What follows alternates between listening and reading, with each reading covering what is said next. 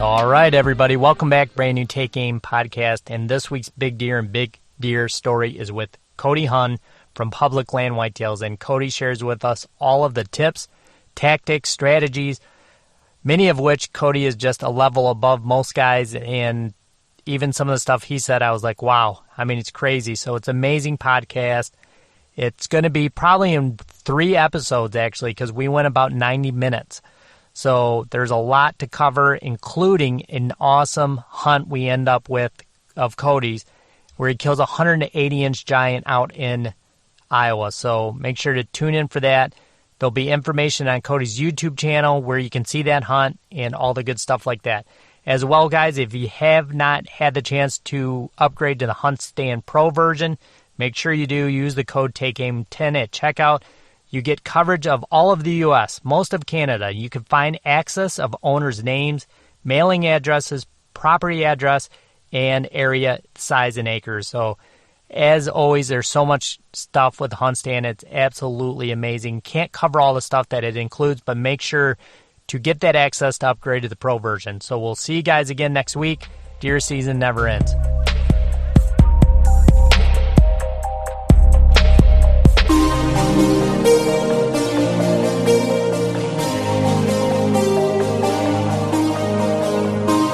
All right, boys and girls, we are live, brand new Take Aim podcast. Excited to be back in a new show, and excited to be with Cody Huhn from Public Land Whitetails. And what's happening, Cody? Oh, nothing much. I'm excited to be on the show. This is exciting for me.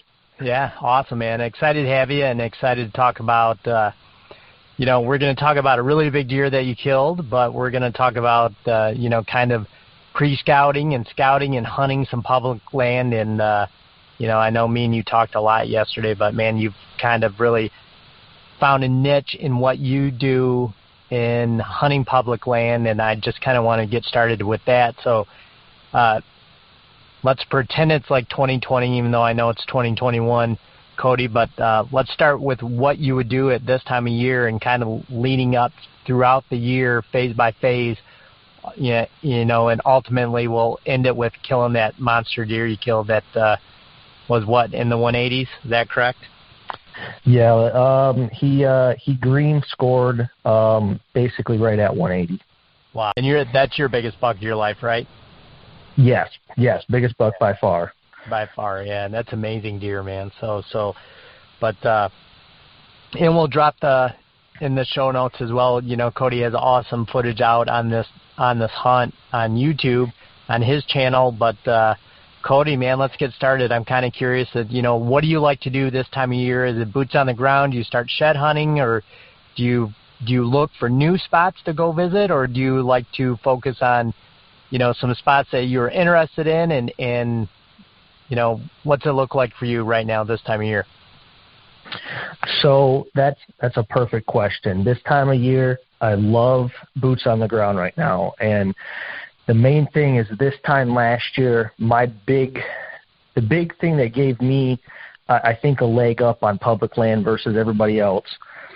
Everybody this time of year is really looking for those sheds, and everybody does their own thing, and I love shed hunting as much as everybody else, but sheds are usually found in a bit of a different position than where that mature buck is usually, staged up during October, November. And, they can start their shift into that December, especially when they're starting to push into that food. And that's where you're going to find those sheds, is it's where they're looking, for that food. But what I like to do is I actually take this time and I really look for that good October, November sign. And that really gives me the advantage over, I think, a lot of other guys on public land, because they're out there and they're picking up these sheds and they're finding these December beds and, this is great sign, this is good, a good area, when in reality, they could be as much as a half a mile away from where that buck actually wants to be during, what the majority of what a lot of people hunt them at, during that bow season and even into those, the Iowa shotgun season.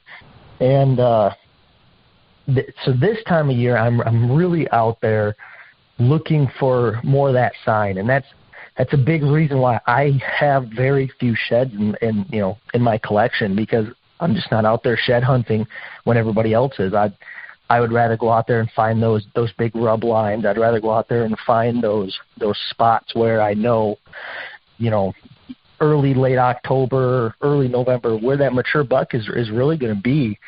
And I think that was a big part in understanding the location and kind of the rough area as to where these mature bucks are just, higher. There's a higher population of them. And I like to look at harvest numbers. I like to look at, just prior experience with talking to neighbors and other people. And I start once I comb through an area, I use that and all my scouting knowledge earlier in the season to draw big circles. And what I mean by big circles, I'm talking like 50-mile circles. And when you get those 50-mile circles and you start pin dropping, I heard there was a rumor of a big buck in this area. I heard so-and-so's farmer's friend shot a big buck over here.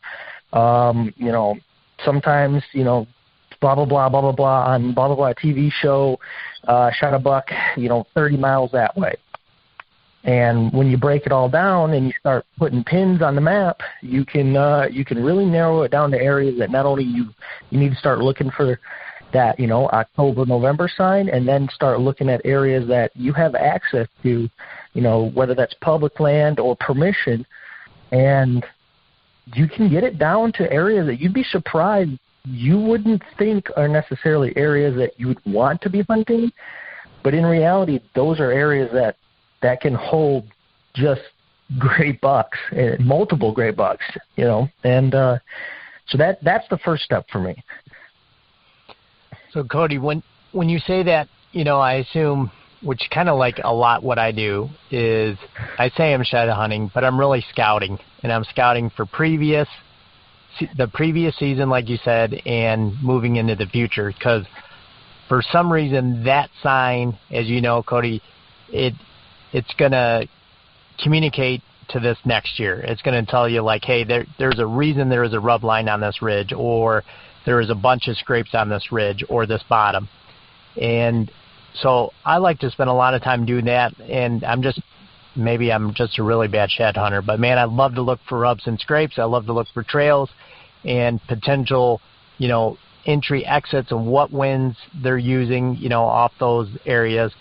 So when you do that, Cody, this time of year, is there some other key you're looking for? Are you looking for, like, right off the bat, are you looking for like a bed to feed or feed to back to bed, or what is it besides the physical sign that you see, like a rub, that you're looking for?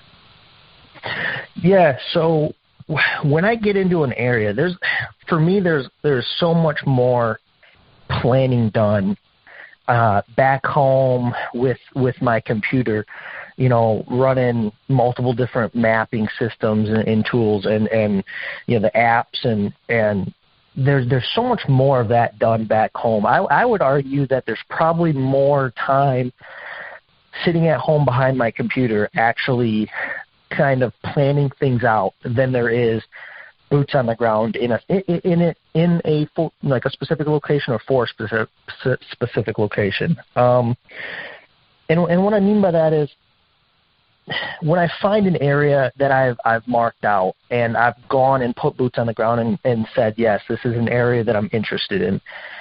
While I'm going through the area, I'll put pins down on maps and say, this is a spot, there's heavy trails here, or here's a pinch point here, rub line here, and I keep all that information. And when I get back and I get on, on my aerial maps, I start looking at that and I start putting it all together. And when I'm doing that, let's say there's a good ridgeline rub, and you wanna hunt that ridgeline rub. Well, the problem is you just can't always do that. Sometimes, the wind direction is just favored. No matter what you do, that mature buck has just favored that ridgeline, because no matter what, the wind will swirl there, or when he's using that ridge line, he's always walking into the wind, and it's set up for him. And that's the main thing that a lot of people got to, really understand about mature bucks is they're not out there to effectively get themselves killed. They're out there, they're intelligent, and they're going to do everything in their power to stay alive. And so when you're looking at a lot of these, you might go, I want to hunt here, but in reality, you have to shift your position to, I just need to hunt that buck, and that buck is on that ridge line. And so even though this is a great area and I get, maybe a intersection of trails in here, and there's a rub line in here, and there's fantastic sign, when you break it down, and if you try to put a stand there, you're going to blow your wind most likely right back to where you believe that buck is bedding, or down that trail. And so you have to expand your horizons and understand that bucks travel. Bucks, they move, and they're not always going to come out of one bedding area the same way every day. And the thing that I like to do is I love to find those slightly off wind spots. So maybe that ridge kind of curves, kind of winds up a little bit. Maybe that's a little farther down the ridge, a little further up the ridge. And when you get that wind that just slightly off center, just slightly off kink, what can happen is, even though you're playing that edge, that buck, he's doing everything correct. He's walking into the wind. He's scent checking. He's doing everything he's supposed to be doing to keep himself alive. But with that wind just slightly off center, because you're using the terrain to your advantage on that one tiny piece of that ridge that might just jut out 20 extra yards, that's where you'll end up killing a mature buck, especially on public land, because these public land bucks are arguably, more educated and more intelligent than some of these private land bucks, because they're hunted harder, and they're in areas that are just, rife with other hunters all year long. And so those are the things that, for me, I look for. It's so hard to go into big detail about it because it's so situational for me. It really comes down to every situation is unique and different, and the main thing when I'm looking at it is I just try to find, once I find a good sign, I just find where I believe they're bedding, where I believe they're moving to a food source, and basically just look for where I can put a stand with that just slightly off-center wind and how I'm going to access that stand. And sometimes, it's a holy grail. It's there. It's going to work, and everything's great. And then other times it's a game of, well, how can I get in there and how can I not? And sometimes areas are just the best areas because you can't get in there, at least not effectively. Yeah, that's very true.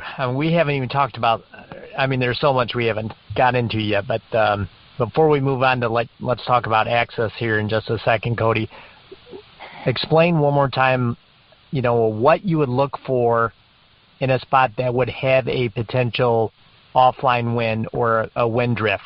So, is it off a ridge, off the edge? Is it a saddle in a ridge? But is there something you can find in a map that makes you believe, like, hey, this is, going to have a little off wind where I can cheat this system a little bit here?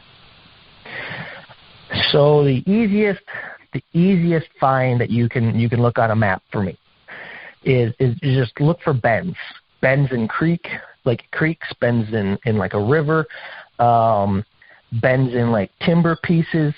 And what I mean by that is even if you look in like a timber piece and you just see like a slight bend, like it's kind of a snaking timber piece, not so wide, but pretty long. And when you look at those, and it doesn't really look like it affects the wind, and it doesn't to a point, but that mature buck is going to try to stay within that cover line. And a lot of times you have like inside and outside corners. Hopefully people who are listening understand that concept. The basics is that they're always going to use that inside of that corner most of the time, trying to stay within that cover line of some kind of hard corner cover. And when they're doing that, they're staying within that line. That's why you always hear the stories of a mature buck just being 15 yards out of range or just in the edge of the thicket, just couldn't get a shot. It's because they're using that cover to their advantage. And it's not by chance. They're educated and they've done this, every day of their life. And so just that little timber bend, if you can access that timber bed from a river, from the backside, and your wind is usually, if you sat in the center, even on the edge of that timber piece, you'd be blowing your wind, let's just say straight east, right through, right up that timber line. Well, with that bend, and if you're accessing from that backside, because if you hunt on the back end of that bend, now your wind is actually 30 yards into maybe the edge of a field, blowing east. So when that buck is actually walking up that timber line, your wind is 30, 40 yards off to his side off in the field, and then it's not until he actually gets into that bend that you run that the risk of a little wind swirl. But if you've done everything you can, you're doing scent control, that by the time he hits that point, that's where he's either going to pass you or he'll stop. But by the time he's stopping, if it's a mature buck, you should be on him by then. And you can see bends in, like I said, creeks, rivers, timber lots. It could be as simple as a fence row. If that buck has to make a turn, even if it's just a slight angled turn, if you're on a trail, and even in just open hardwoods, if you're on a main trail and that trail is just power and straight, and then all of a sudden there's a 45-degree turn, and it just kind of turns all of a sudden, maybe there's a downed fence or a log right there, and it just kinks out, and it forces those deer to go 30, 40 yards to one side, even if it comes back at that point. Right at that 30, 40-yard bend, sit 20, 30 yards off the end of that, and now in reality you're 75 yards parallel to that trail. So you're blowing your wind parallel or slightly off center, and they're not picking up on that. And when they get to that bend, now they've pushed into your range, and they've actually come into your zone. And that's the main thing that for mature bucks I've noticed is you can't force it with them. They're going to do what they want to do. And the way I like to hunt mature bucks is basically I always like to hunt kind of their fringes, their edges, the bends, and then I just wait for them to make the mistake to come to me, because they're going to. It's inevitable. Humans make mistakes, animals make mistakes, and that mistake can be something very simple that they don't view as a mistake. But if you're on your A game and you can capitalize on any mistake they make, there you go. There's your opportunity. Yeah, that's well said. And it's a perfect way to, hunt really close to a wind that can get you without getting you. And, that's really hard to explain, and that was spot on, Cody, so thanks for that. What do you think, Cody, to your advantage, do you like to use access-wise? I'm here in Michigan. I know, Cody, you were from Michigan. Now you're in Iowa, but, the part of Michigan I'm from is southern Michigan, so as you know, Cody's pretty flat here, so I can't really use that terrain as part of my access, routine. So you probably have a little better chance to do that out in Iowa now, but is that part of your routine for access, or how do you go about looking for the best access? Yeah, so access is right up there with wind. Access can mean it can make or break a hunt. And so out here in Iowa, I will say that there are definitely things in Iowa that are maybe arguably a little easier to do than back in Michigan.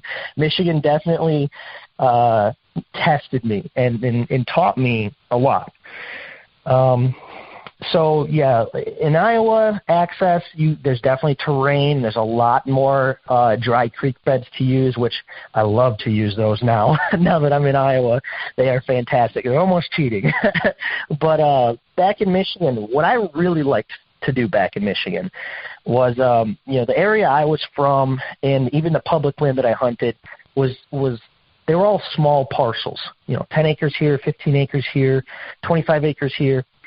And so when I was public land hunting, even on the small private parcels that I had permission to hunt back in Michigan, I would always, if I looked at a spot and I said, I need to be in this spot, I would figure out the best access, which usually 90% of the time was through some neighbor's backyard. Even on the public, it was through said farmer's field or up some neighbor's ditch row or literally through so-and-so's backyard, hopping their fence, and then through their little tiny 2-acre strip of timber on the back end that they barely realize they even own, and you can only tell on an app, and then up into your area that you're trying to hunt. And sometimes it's easy. You go talk to them, shake their hand. Yeah, no problem. Park over here and get on in. And other times it's you got to work with them. And there I spent multiple years sometimes, going to barbecues with the neighbors and buying them packs of beer and being their best friend. And they're great people, and I love to hang out with them. And over the years, it built a relation with them that got me that ability to access some of these areas. And I would say that for the guy who has a spot that's just impossible to get to, and nobody will allow him through their property just to walk out there, and there's just no good way that he can get to that spot. And let's say he takes it anyway because he thinks that there's a higher chance, or he's hurting it less than he's affecting it. I would argue that that's just not true. If you think access could be bad, just don't do it. Just don't do it, because if you mess up at all, and it's not even if you mess up, by you accessing, you're leaving human sign. You're leaving sign of just your presence. And walking, even rubber boot walking, you might have smell on you, scent on you that you walking in, wind blows weird, it gets stuck kind of in this low spot or on a bush or just anything. There's so many factors to it. And when that mature buck comes through there, most of the time at nighttime, he's gonna pick up on that. He's gonna know you've been there, and that's just gonna throw him off. And that can honestly make or break everything for you for a whole year. Because in Iowa, I noticed that if I did get picked off, or maybe my access was a little, wasn't the greatest or whatnot, the mature bucks would stay in the area, and I could always pick back up on them. And that's just because that's just how they're hunted out there in Iowa. There's not that much pressure. But with Michigan, I know that there was years that I busted, it's a learning curve, and there was years I busted a mature buck, and honestly, 2 weeks was the minimum that I gave it. If I busted a mature buck, it was 2.5 weeks. I didn't expect to see even a trail camera of that buck again. And then when they did show up, it was usually nighttime. And there was times where, it was one and done. I had areas, sanctuaries that I had left for them, or got permission on areas, or new areas of public that nobody really hunted, and had pictures of a buck, knew he was in there from the summer, and went in there, and I flubbed up and never saw the buck again. So wind and access are probably the two main things. I would say if you don't have one of those, just don't go. Just don't go, because you never know when you're sitting there and you find another way. Or you never know when you're sitting there and you realize, hey, this buck, so-and-so neighbor, on the other side of the road over here says he keeps getting pictures, and there's a little strip of public over there, or I can get permission from this neighbor over there. And yes, your odds aren't fantastic, but your odds are a lot better with a perfect wind setup and access over there than they are in a bad wind, bad access in his bedroom. Yeah, that's very true for sure. And that's such a great point. to just kind of not rely on some of the designated parking areas. You know, if you can go out and still kind of use that old saying, knock on doors, and maybe get a better access route, by all means do it, because that's Cody, as you just said it can be an absolute game changer. And I think a lot of people kind of forget that when trying to approach some state land. And, man, that's such a great point. You know what I mean? It's awesome. And, you know, sometimes, you know, it could be a huge block of timber or a huge block of CRP with some timber, and there's one parking, and it's, you know, you're a mile and a half away from where you want to hunt. And, you know, nothing worse than going through all that bedding to basically get to a spot to hunt, and you're blowing it out. So, you know, you have to focus on that access in and out all the time. And to me, Cody, like, I don't know how you feel about it, but access is as and or more important as win sometimes. It literally is that important. You cannot blow deer out that you're actually potentially going in to hunt. So, you know, it's just something really to think about. So, yeah, I would definitely agree with that statement. Yeah, absolutely. So, Cody, moving on, you know, let's say, I know you did a lot of, you know, like virtual scouting, e-scouting, so using some of the, like I use HuntStand and apps like that, you know, from boots on the ground to using one of those apps, you know, come summertime and velvet season, how do you approach that? And then what made you kind of pick out the area you ended up killing this big deer in? So when I was doing all my scouting, you know, just looking at fields and crop rotations especially, that's where mainly I was doing my velvet filming this year. And you know, just going around and honestly scouting any and all bean fields within a quarter mile to even up to a half a mile away of certain pieces. It just depended. For instance, there was a piece that you could only hunt the far western side of it, and the rest of it was a game preserve.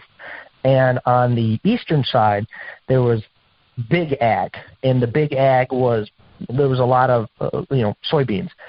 So I was filming those soybeans, and a lot of people, oh, that's half a mile away, you know. Well, yeah, it's half a mile away, but that's summertime, and I had many of the bucks that I velvet filmed in those fields all the way over and even further to the west on the other side of where the public was that you could even hunt on the other end of the game preserve. So I would say if you've kind of keyed in at an area, you've seen that there's good sign in this area, and you like what you're looking at on the aerial maps, pick out that spot, half-mile circle, and then just start, you know, I would say just start scouting the bean fields in the summertime. And that's going to give you, at the very least, a rough idea of a potential cruising buck in that area. That's a very realistic, at least, cruising buck. And so, you know, even if nothing else, even if you're sitting there and you never see any of the bucks that you velvet filmed, you got good footage, one, and two, at least you might have a chance of a cruising buck coming through. So, you know, that hope is still there. That hope is still alive of, you know, that buck coming from where, you know, wherever he was, quarter mile away, even like I said, a half a mile away potentially, and coming through that area. You know, they can move extreme distances in the nighttime, and so really for me, that's how I like to approach that end of it. It sounds simple, and it kind of is. It's just you find that good food source. Sometimes alfalfa fields work good. I know back in Michigan there was a lot of alfalfa fields, and in the summertime I'd catch a lot of bucks out in those as well. And you know, you just kind of find your area that, or the food source in your area that you know they hit hard in the summer, and you know, put a pin in those fields and go check them out. You know, every night after work. That's what I always did. If I had a chance, I was always looking. You know, didn't matter. I'd get out of work and I would drive 2 hours and get to a field half hour before dark. And even if it just gave me one drive by that field, if I could drive by that field and go, there's a good set of antlers out there, just mark it down. And at least you know, hey, there's bucks in this area, and I have, you know, a spot a tenth of a mile, a quarter mile away that I'm able to hunt. He's a potential target. Yeah, that's a great point. I mean, how many times, it seems obviously in the summer, Cody, but how many times have you gone into a bean field and seen, let's say, 3 to 6 bucks, and you're like, well, that's my field or my field edge, I can hunt there.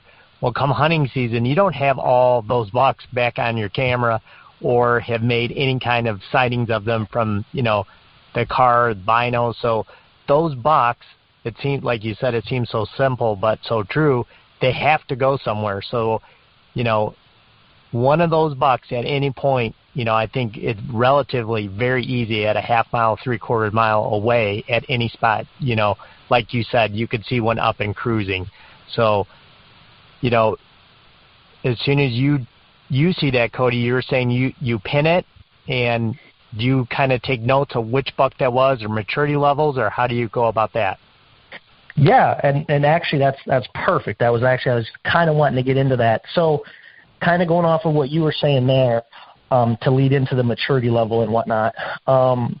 With any kind of, I would argue in Michigan, it's almost like they have to mature a little faster, at least mentally, maybe not physically, and they still might not have the biggest horns, but they're pressured harder, so they have to mature a little faster. In Iowa, I would say it takes them another year or so to get to this point. But the main thing is mature bucks, or just any bucks, they need different things during the summer that they do in the fall. In the summer, they're really, they're trying to grow their horns, trying to grow their antlers, and they're really looking for those spots where that wind comes, off field edges and kind of blows through maybe open timber, and it gives them the ability to keep the bugs off of them. They want to sit in that shade. They want to be near those food sources for that, just the ease of access. And so if you're looking at a field and you go, oh, I have 6 mature bucks out in this field. All right, guys, we're going to drop it right here, and we'll pick up in part 2 of this episode in the next coming days.